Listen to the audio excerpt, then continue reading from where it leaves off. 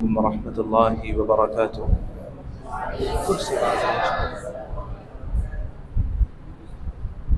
الحمد لله الذي أوضح لعباده طرق الهداية ويسر لهم أسباب النجاة والوقاية، وأنزل كتابا يشتمل على العلم والدراية. أشهد أن لا إله إلا الله وحده لا شريك له، وأشهد أن محمدا عبده ورسوله الذي أيد الله به الدين ونصره بالحماية، صلى الله عليه وعلى آله وأصحابه ومن تبعهم إلى يوم القيامة. أما بعد، فأعوذ بالله من الشيطان الرجيم. بسم الله الرحمن الرحيم. إن الذين قالوا ربنا الله ثم استقاموا تتنزل عليهم الملائكة ألا تخافوا ولا تحزنوا وأبشروا بالجنة التي كنتم توعدون. میرے محترم اور مکرم مشائخ اعظام اور سامعین کرام، اللہ رب العزت نے انسان کو پیدا کیا ہے جس طرح آج ہم دنیا میں ہیں، اسی طرح ایک دن عالم برزخ کی طرف سفر کرنے والے ہیں، پھر اس کے بعد عالم محشر ہوگا جہاں کوئی خوش اور مسرور ہوگا اور کوئی حزن اور غم سے چور ہوگا۔ ایک گروہ اللہ رب العزت کی جنت میں خوشیوں سے سرشاد ہوگا اور ایک گروہ اللہ کے عذاب میں گرفتار ہوگا۔ کسی شاعر نے کیا خوب کہا، وَلَدَتْكَ أُمُّكَ بَاكِيًا مُسْتَصْرِخًا وَالنَّاسُ حَوْلَكَ يَضْحَكُونَ سُرُورًا فَاحْرِصْ لِنَفْسِكَ أَن تَكُونَ إِذَا بَكَوْا فِي يَوْمِ مَوْتِكَ ضَاحِكًا مَسْرُورًا۔ تم دنیا میں آئے تھے، تم تو رو رہے تھے، لیکن تمہارے آنے کی خوشی میں تمہارے رشتہ دار اور والدین مسکرا رہے تھے۔ زندگی اس طرح کی گزار کے جانا کہ جب تم دنیا سے جانے لگو تو تم اپنے رب کی جنت کو دیکھ کے مسکرا رہے ہو اور لوگ تمہارے فراق میں رو رہے ہو۔ ہر چیز کا اختتام اور اینڈ یہ بہت معنی رکھتا ہے۔ سیدنا ابو ہریرہ رضی اللہ تعالیٰ عنہ کی حدیث مبارکہ کہتی ہے، ان احدکم لیعمل بعمل اہل الجنہ حتی ما یکون بینہ وبینہا الا ذراع ثم یسبق علیہ الکتاب فیدخلها۔ ایک انسان ساری زندگی نیک اعمال کرتا ہے اور موت کے قریب گناہوں میں لگ جاتا ہے اور اسی پہ اس کی ڈیتھ اور وفات ہو جاتی ہے، یہ اس کے لیے حسن خاتمہ نہیں بلکہ سوء خاتمہ۔ آپ صلی اللہ علیہ وسلم نے اس لیے فرمایا، انما الاعمال بالخواتیم، اعمال کا جو دار و مدار ہے وہ خاتمے اور اینڈ پر ہے کہ کس عمل پہ آپ دنیا سے گئے۔ اور شیخ صالح ابن عثیمین رحمت اللہ علیہ فرمایا کرتے، اچھے انجام اور حسن خاتمہ کے لیے یہ ضروری نہیں ہے کہ انسان جب دنیا سے جائے تو وہ جائے نماز پر ہو، یا اس حالت میں فوت ہو کہ اس نے قرآن مجید کی تلاوت کر رہا ہو یا بیت اللہ کا طواف کر رہا ہو۔ پوری دنیا میں سب سے عظیم ہستی آپ صلی اللہ علیہ وسلم کی ہے، جب وہ دنیا سے گئے تو اپنے حجرہ میں تھے اور سیدہ عائشہ کی گود میں ان کا سر مبارک تھا۔ انبیاء کے بعد سب سے افضل، سب سے اکرم ہستی سیدنا ابو بکر رضی اللہ تعالیٰ عنہ کی ہے، لیکن وہ اپنے بستر پہ فوت ہو گئے۔ خالد بن ولید رضی اللہ تعالیٰ عنہ، جنہیں آپ صلی اللہ علیہ وسلم نے سیف من سیوف اللہ کہا، ساری زندگی میدان جہاد میں رہے، جب وفات کا وقت آیا تو اپنے بستر پہ لیٹے ہوئے تھے۔ تو حسن خاتمہ کیا ہے کہ انسان دنیا سے اس حالت میں جائے کہ وہ توحید پرست ہو، اس حالت میں دنیا سے جائے کہ وہ بدعت اور شرک کی غلاظتوں سے پاک ہو۔ حسن خاتمہ یہ ہے کہ انسان جب دنیا سے جائے وہ حقوق اللہ اور حقوق العباد کو ادا کرنے والا ہو، وہ دنیا سے اس حالت میں جائے کہ وہ قرآن و سنت پر عمل پیرا ہو۔ حسن خاتمہ یہ ہے کہ انسان دنیا سے جائے اور وہ لوگوں کے جان و مال اور عزت کے بوجھ سے پاک ہو۔ اور انسان کو یاد رکھنا چاہیے، جب وہ دنیا سے چلا جائے گا لوگ اس کے پیسوں کا قرض تو ادا کر دیں گے، لیکن لوگوں کے ساتھ کیے گئے ظلم اور زیادتی کا قرض نہیں ادا کر پائیں گے، وہ قیامت کے دن آپ کو خود ہی ادا کرنا ہے۔ سیدنا ابو دردہ رضی اللہ تعالی عنہ فرمایا کرتے، اذا هلك الرجل على الحال الصالحة هنيئا له، انسان اگر اچھی حالت میں فوت ہو جائے یہ تو اس کے لیے بہت بڑی خوش قسمتی۔ حسن خاتمہ کیسے ممکن ہے؟ میں اس کے لیے صرف 2 نکات آپ کو بیان کرنا چاہوں گا۔ سب سے پہلی بات، انسان دنیا سے اس حالت میں جائے کہ اس کی برائیوں اور گناہوں کا رجسٹر بند ہو جائے۔ بیگا عموماً ہم میں سے ہر ایک سے کمی کوتاہی، نافرمانی اور اللہ کی معصیت ہو جاتی ہے۔ سب سے بہتر انسان کون ہے؟ خیر الخطائین التوابون، کہ جب گناہ ہو جائے تو پھر اللہ رب العزت سے معافی مانگ لیتے۔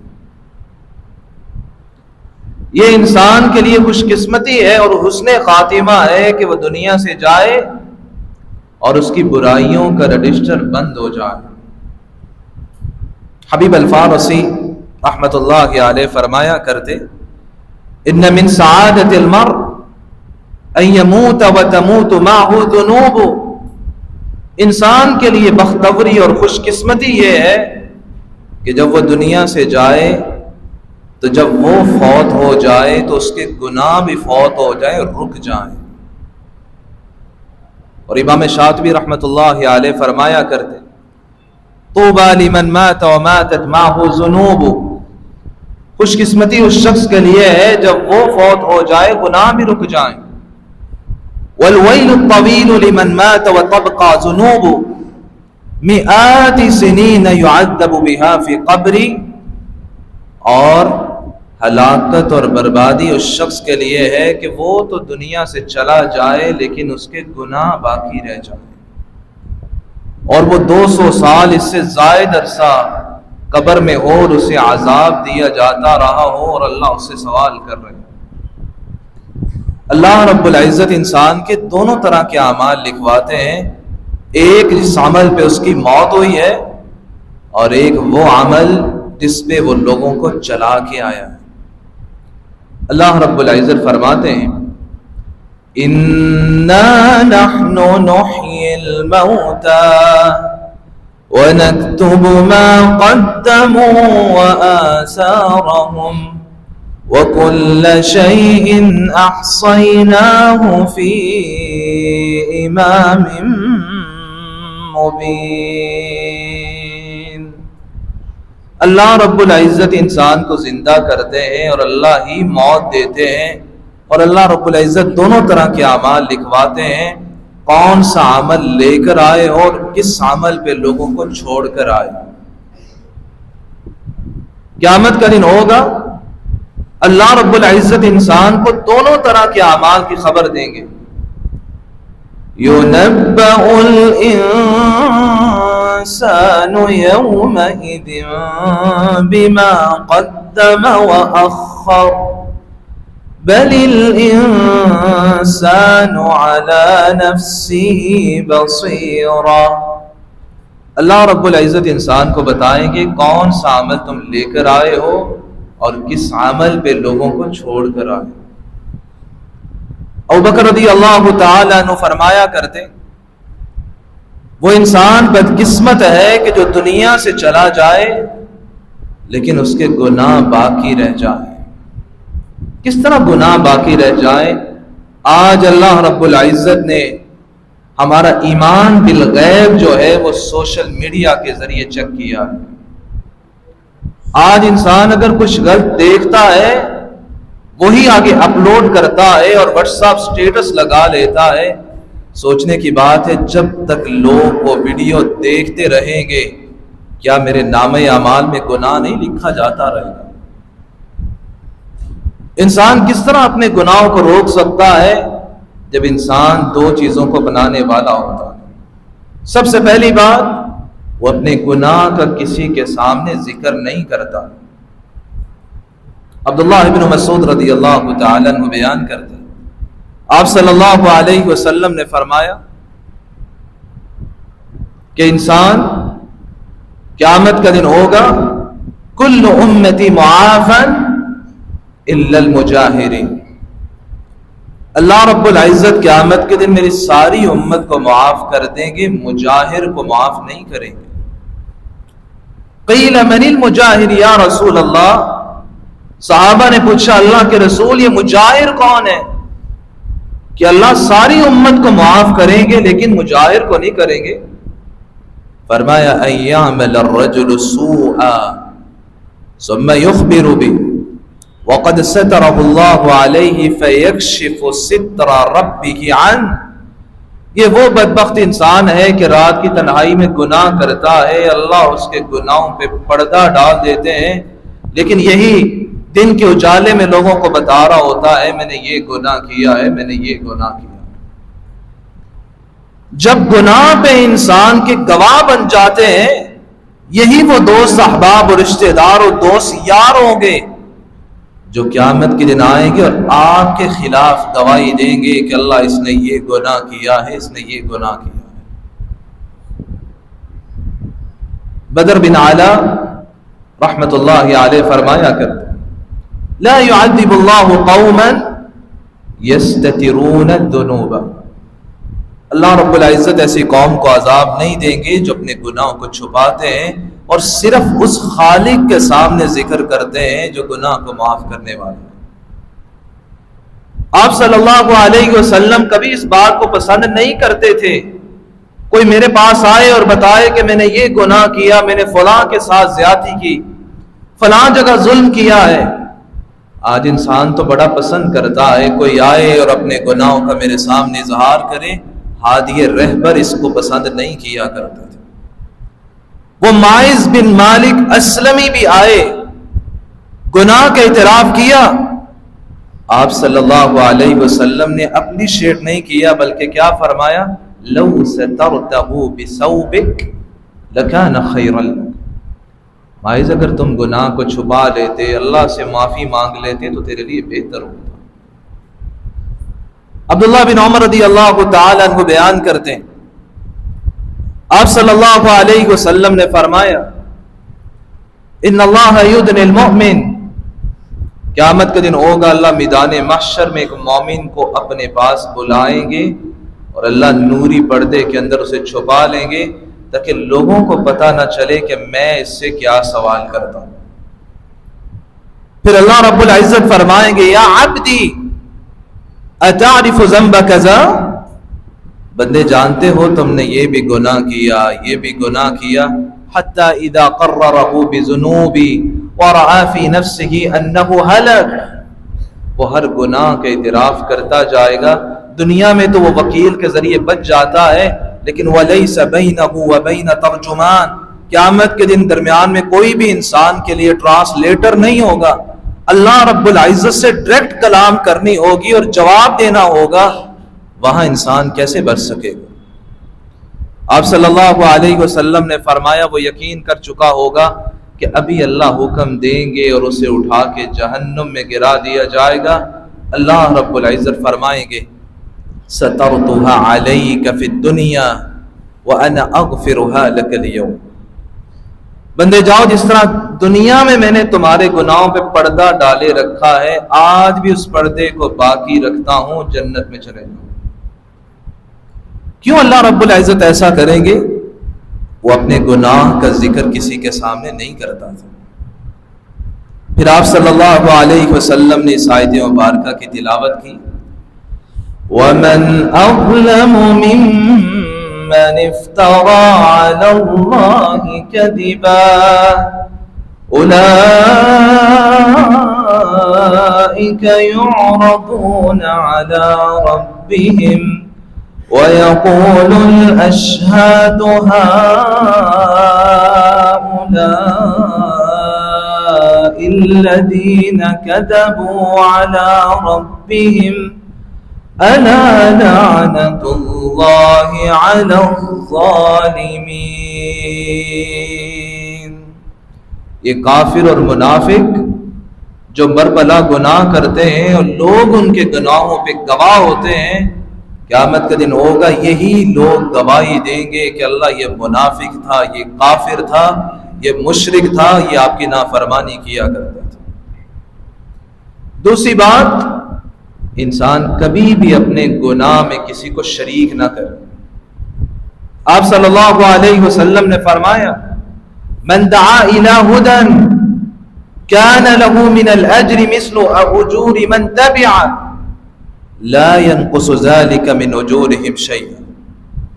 جو کسی کو نیکی، ہدایت، خیر پہ بلاتا ہے، خود نماز کا پابند ہے، لوگوں کو بھی نماز کا پابند بنا دیتا ہے، خود اسے تلاوت قرآن کرنی آتی ہے، لوگوں کو بھی تلاوت قرآن پہ لگا دیتا ہے، جتنا اجر اللہ پڑھنے والے کو دیتے ہیں اتنا ہی اجر اللہ اس داعی اور مبلغ کو بھی دیتے ہیں جس نے خیر کے کام پہ لگایا.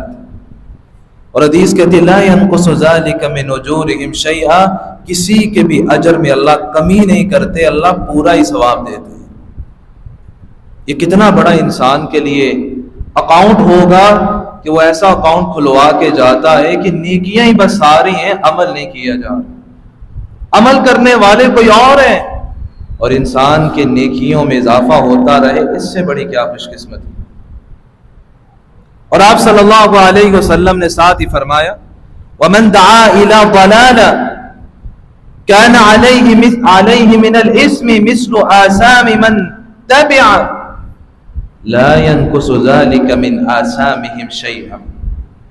جو کسی کو گناہ پہ لگا کے جاتا ہے، جتنا گناہ کرنے والے کو اللہ عذاب دیں گے اس کے لیے گناہ لکھا جائے گا، اتنا ہی گناہ اس شخص کے لیے بھی لکھا جائے گا جو گناہ پہ لگا کے جاتا ہے. آج نوجوان جو نسل ہے اسے اپنے ایمان کی بہت فکر کرنی چاہیے. کچھ ایسا نہ ہو کہ اس پہ میں لوگوں کو لگا کے چلا جاؤں اور میرے دنیا سے چلے جانے کے بعد بھی گناہ لکھا جاتا ہے. آج انسان اگر خود غلطی پہ لگتا ہے تو معاشرہ بگاڑ کی طرف اس لیے جاتا ہے کہ وہ غلطی کو اپنے تک محدود نہیں رکھتا، بلکہ چاہتا ہے کہ میرے دوست، میرے احباب، یہ کلاس فیلوز، یہ جو رشتہ دار ہیں یہ بھی گناہ پہ لگ جائیں. جو انسان خود غلط دیکھتا ہے وہ غلطیوں پہ لوگوں کو لکھاتا ہے کہ صرف میں ہی گنہگار نہ بنوں، یہ بھی گنہگار بن جائیں. لیکن یہ غلطی ایسی ہے کہ انسان کے لیے سب سے بڑی بدبختی بن جاتی ہے کہ وہ دنیا سے چلا جاتا ہے اور گناہ لکھا جاتا ہے. دوسری بات جو انسان کے لیے حسن خاتمہ ہے کہ وہ دنیا سے جائے تو اس کی نیکیوں کا رجسٹر کھلا رہے اور اس کے اندر نیکیوں کا اضافہ ہی ہوتا رہا. بینگ مسلم کچھ ایسی نیکی انسان کو ضرور کرنی چاہیے جو انسان کے دنیا سے چلے جانے کے بعد اس کے لیے صدقہ جاریہ بن جائے.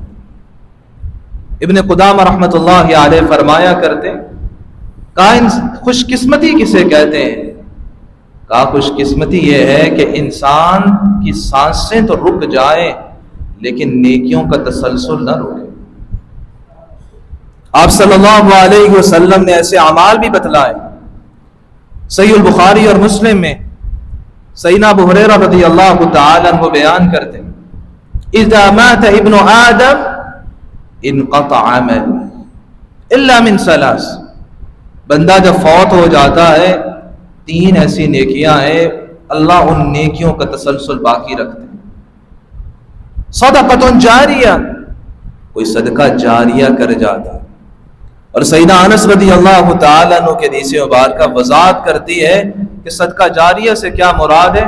فرمایا من علم علما، جو علم سیکھ لیتا ہے، او نشر، اس کی نشر و اشاعت، اچھی کتاب ہے، قرآن و حدیث ہیں، ان کی پرنٹنگ اور طباعت کے اندر وہ حصہ ڈال دیتا ہے، او ورث مصحفا، کسی کو قرآن مجید بطور گفٹ اور تحفہ اور ہدیہ دے دیتا۔ آج انسان دنیا کی بہت چیزیں لوگوں کو تحفے تحائف میں دیتا ہے، کبھی کسی کو قرآن مجید بھی دیا کریں، اس سوچ اس فکر کے ساتھ کہ یہ قرآن مجید پڑھے گا، ہر حرف کی 10 نیکیاں اللہ اس کو عطا کریں گے تو اللہ مجھے بھی عطا کریں گے۔ او بنا مسجدہ، اللہ کا گھر بنوا دیتا ہے۔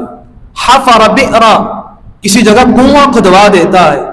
غرس نخلا، کسی جگہ کھجور کا درخت لگا دیتا ہے کہ لوگ اس سے پھل کھائیں گے تو مجھے ثواب ملے۔ دوسری بات آپ صلی اللہ علیہ وسلم نے بیان کی، او علم ينتفع، وہ ایسا علم الہی لوگوں کو سکھا کے جاتا ہے جس سے لوگ نفع اٹھاتے ہیں۔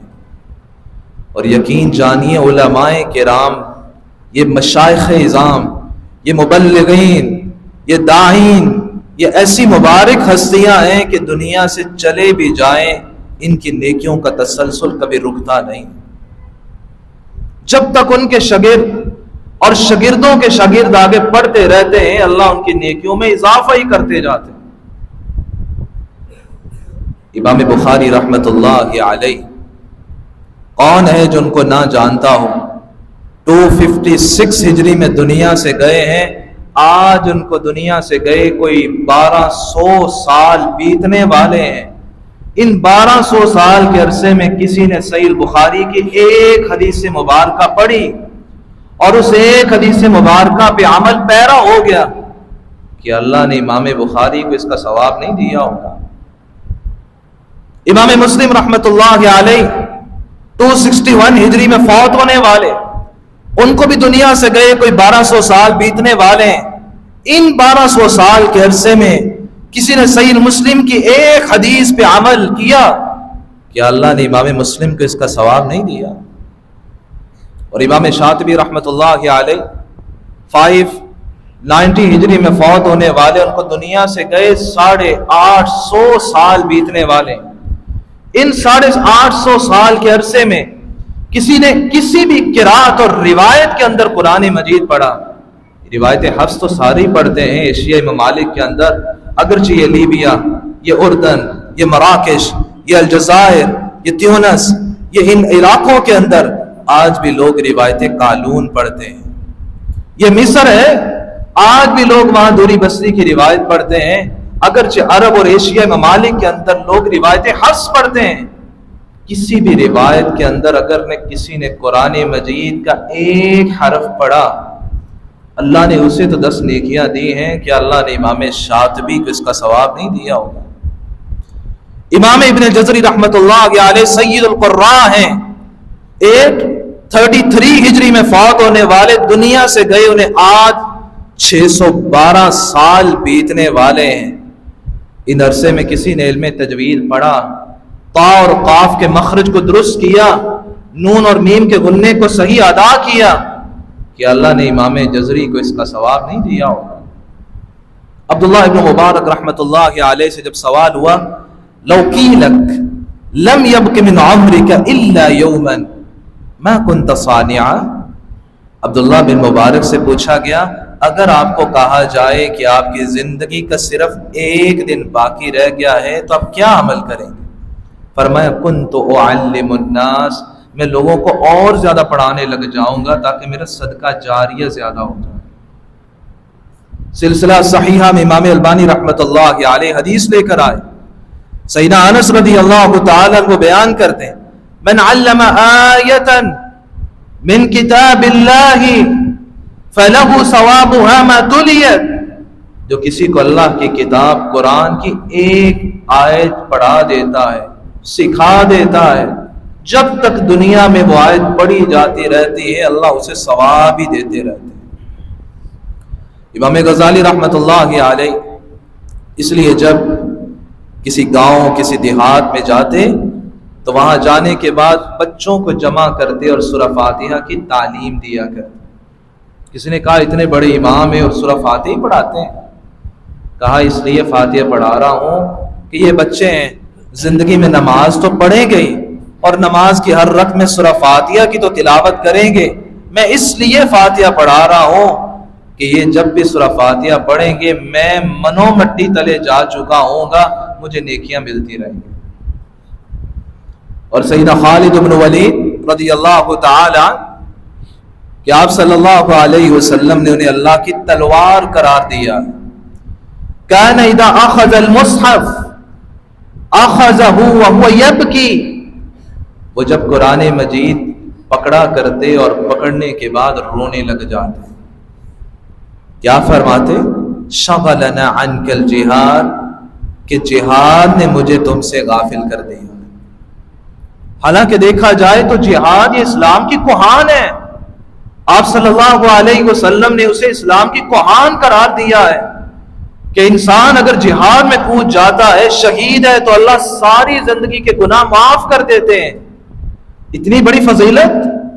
لیکن خالد بن ولید کیا کہہ رہے ہیں؟ میں جہاد میں ہوتا ہوں تو تلاوت قرآن کم کرتا ہوں. لیکن آج میں اور آپ کیا کہیں گے؟ میں چونکہ موبائل میں اتنا مصروف ہوتا ہوں اس لیے میں تلاوت قرآن کم کرتا ہوں. میں سوشل میڈیا یا فیس بک اور واٹس ایپ کی دنیا میں ساری رات گزار سکتا ہوں، میں ایک پارہ نہیں پڑھ سکتا. آج انسان کی مشغولیت ہی ایسی ہو گئی کہ وہ کلام اللہ کو پڑھتا ہی نہیں ہے. سامعین کرام اور عزیز طلبہ، آپ صلی اللہ علیہ وسلم نے تیسرے عمل کا ذکر کیا، اولد صالح یدعو لہ. انسان ایسی نیک اولاد چھوڑ کے جائے جو اس کے چلے جانے کے بعد ہاتھ اٹھائے اور اللہ سے دعا کرے اللہ میرے والد کو معاف کر. خوش قسمت ہیں وہ بچے، وہ اولادیں جو اللہ کی کتاب کو حفظ کرتے ہیں. خوش قسمت ہیں وہ لوگ جو علوم شریعہ کی تعلیم حاصل کرتے ہیں، جو ہر وقت قال اللہ اور قال الرسول کے گن گاتے ہیں کہ اللہ رب العزت یہ فرماتے ہیں اور اللہ کے رسول کا یہ فرمان ہے، اس سے بڑی کوئی سعادت نہیں. یہی وہ انسان کی اولاد ہے جو سب سے بڑی انسان کے لیے صدقہ جاریہ بنتی ہے، اور انسان دنیا سے چلا بھی جائے تو اس کے لیے ہاتھ اٹھا کے دعائیں کرتی ہے. سیدنا انس رضی اللہ تعالیٰ عنہ بیان کرتے ہیں صحیح الجامع میں آپ صلی اللہ علیہ وسلم نے فرمایا ان الرجل لترفع درجته فی الجنہ. ایک شخص جنت میں تھا، اللہ رب العزت نے اس کا ایک درجہ اور لیول بلند کر دیا.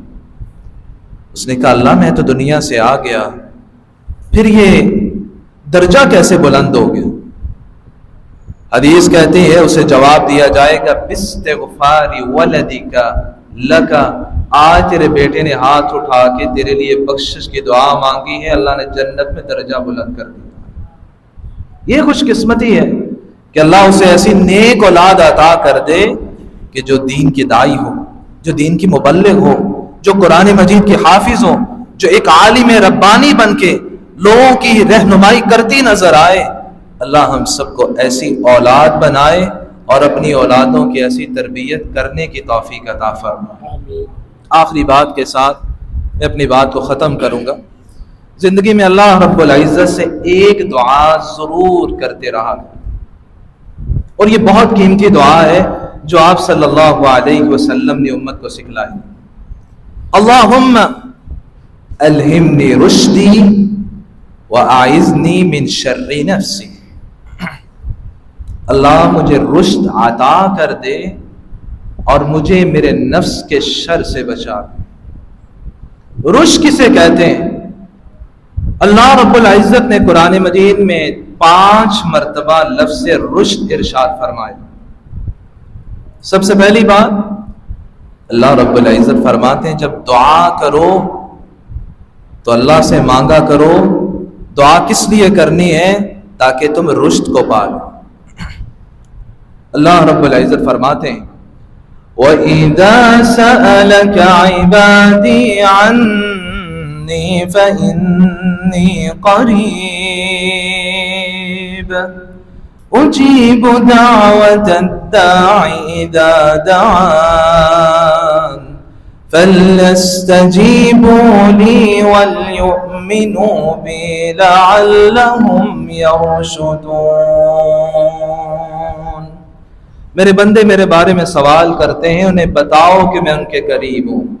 جب بھی کوئی مجھ سے دعا کرتا ہے میں اس کا جواب دیتا ہوں۔ اللہ یہ دعا کیوں کرنی ہے؟ لعلہم یرشدون، تاکہ تم رشد حاصل کر لو۔ اصحاب کہف جب دقیانوس کے دربار سے نکلتے ہیں اور ایک غار کی طرف چلے جاتے ہیں، وہ بھی اللہ سے کیا مانگ رہے تھے؟ اللہ ہمیں رشد عطا کر دے۔ اللہ رب العزت فرماتے ہیں اذ اوى الفتية الى الكهف فقالوا ربنا آتنا من لدنك رحمة وهيئ لنا من امرنا رشدا۔ اللہ ہم تیرے دین کی خاطر اپنے دین اور ایمان کو بچاتے ہوئے غار کی طرف آ گئے ہیں، اللہ ہمیں رحمت بھی دے دینا اور رشد عطا کر دے۔ موسیٰ علیہ السلام کلیم اللہ ہیں، جب وہ خضر علیہ السلام کی طرف سفر کرتے ہیں تو جا کے کیا کہتے ہیں؟ قرآن مجید کہتا ہے قال له موسى هل اتبعك على ان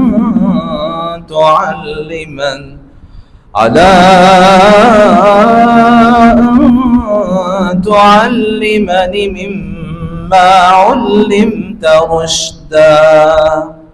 موسیٰ علیہ السلام کہنے لگے میں چاہتا ہوں کہ آپ کی پیروی اور اتباع کروں، کہ آپ مجھے وہ رشد سکھا دیں جو اللہ نے آپ کو سکھائی۔ آپ صلی اللہ علیہ وسلم عبداللہ بن مسعود رضی اللہ تعالیٰ عنہ کے ساتھ تھے کہ جنوں کی ایک قوم اور گروہ آپ کے پاس آتا ہے اور تلاوت قرآن کو سنتا ہے۔ جب قوم کی طرف واپس جاتے ہیں تو جن کیا کہتے ہیں؟ یہدی الی الرشد فآمنا بہ ولن نشرک بربنا احدا۔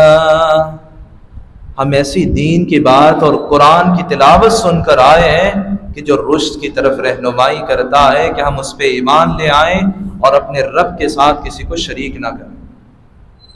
5واں مقام جب دین حنیف کی بات شروع ہوئی، اللہ رب العزت فرماتے ہیں لا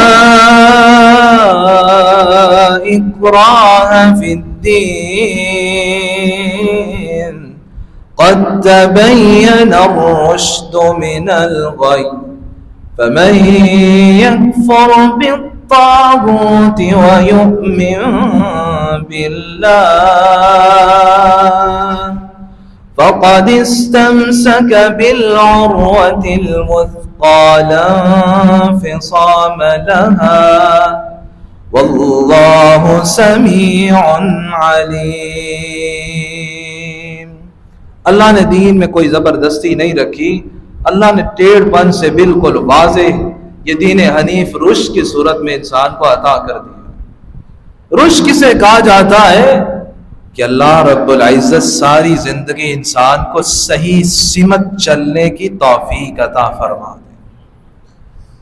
یہ بہت بڑی انسان کے لیے خوش نصیبی ہے کہ انسان کے سامنے جب مختلف رستے ہوں اور صحیح سمت چلنے کی اللہ توفیق دے دے، اس سے بڑی کوئی سعادت نہیں۔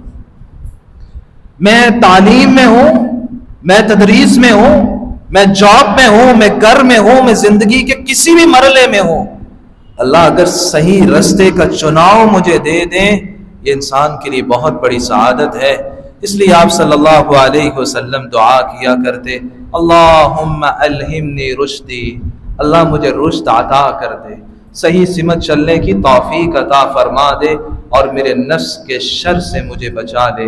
میری اللہ رب العزت سے دعا ہے الہ العالمین یہ رشد کی نعمت ہمیں بھی عطا کر دے۔ الہی یہ جو طالب علم یہ تیرے دین کے لیے گھر سے نکلے ہوئے ہیں، ان سب کی زندگیوں کو خوشیوں، راحتوں، برکتوں سے نواز دے، اور ان کے والدین اور اساتذہ گرامی کے لیے انہیں صدقہ جاریہ بنا دے۔ اقول ما تسمعون واستغفر اللہ لی ولکم ولسائر المسلمین من کل ذنب فاستغفروه انه هو الغفور الرحیم۔